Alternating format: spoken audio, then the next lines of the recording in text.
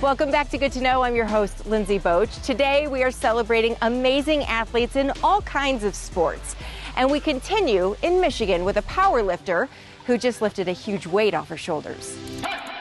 I'm a world powerlifting champion. In 2009, I set the all-time world record in the 220-pound class with a 1,003 squat, 738 bench, 810 deadlift, and a 2551 total. For years, fans and those in the world of powerlifting and bodybuilding saw Matt Kroc as an ultra-masculine picture of perfection. And the reputation I had was being like the most intense, the craziest. So I was like the alpha of the alphas. And so I was like the last person in the world that anyone suspected. And that's what made it, I think, even more shocking and made it more difficult for me to come out. Because this Marine's toughest battle had been waging inside from a very young age. And I remember being a very young child, and there were just two strong desires from a young age. I was always interested in strength sports. Anytime I would see somebody big and muscular, I was like, wow. And then I just always, I just started, by the time I was 5 or 6 years old, I was always daydreaming about being female. And in 2015, when Janae Marie Kroc came out as a transgender woman, it was something her 3 sons had already known. I had told my boys when they were very young. I told them when they were 2, 4, and 6. As honesty and openness was always very important to me. I was just always very open about it. I didn't, it was nothing that, it was just a part of our lives. It was nothing that I made a big deal out of or emphasized, and we would, if they had questions, I answered them openly and honestly, but for the most part, it was just, that was just part of me. But it did shock the world of strength sports. There was a lot more people that supported me than I expected, especially some of the big name lifters and people that were very well respected in the sport, and that was really nice to see.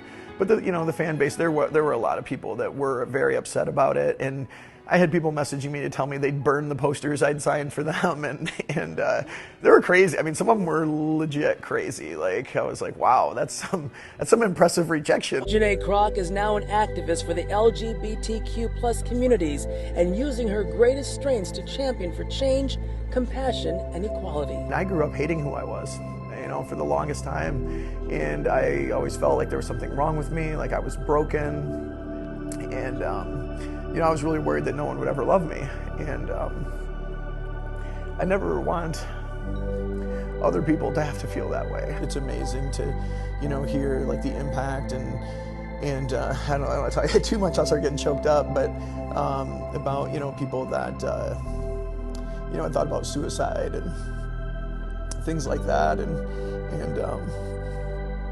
or hearing from parents and, that my story helped them accept their children and, things like that. So it's when you hear those things, then you realize how important it is, and how can you not want to be out there speaking and trying to make a difference and help educate people.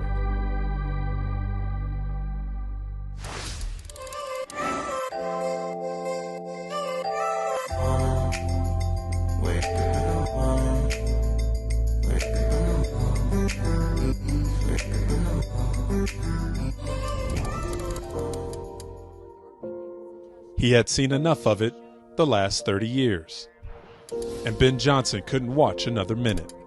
When I got wind of the George Floyd video, I stopped it before probably a minute in, because I wasn't ready to watch it. The Xavier assistant didn't know George Floyd. He was, however, familiar with the street where his body laid. That's the area where I grew up. I grew up in South Minneapolis. So I'm very familiar, with where exactly that took place. Johnson decided it was time for action. He and 20 other assistants from across the Big East now call themselves the Coaches for Action, all on the same team against systemic racism.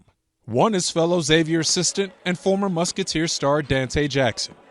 We've seen enough of these instances where nothing's been done or not enough has been done. It was really surreal for me. When you got people. Jonas Hayes was the last of those 3 Xavier assistants on the Zoom call that created the coalition.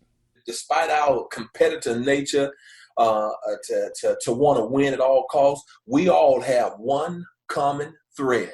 That we all are people of color, and at some point in time in our lives, we have been placed in a situation where we felt demeaned, we felt less than, and if we don't come together for ourselves, who's going to step up for us? The coaches have a 3-point call to action plan. 1, improve voting awareness. 2, establish a scholarship fund for a first-generation minority student. And the third, your guys come out with Black Lives Matters patches on these jerseys. Do you worry at all about any, again, backlash from the fan base? Honestly, maybe a little bit. Jackson believes defeating systemic racism must start at home at the Cintas Center. Just kind of do it, chip away at it every day with our own players. And we want to bring as many people as we possibly can into this coalition. We're not going to shut up. We are here. We're going to bring awareness to this thing. It's time for action. There's a lot of pain that comes with not only that video, but any type of injustice that you see, that you know, especially in your own community. I think the only positive you can kind of take is hopefully that it's that final straw that broke the camel's back. We're going to keep the wheels of positivity spinning with a pair of brothers in Utah who are cycling for a good cause. It's good to know.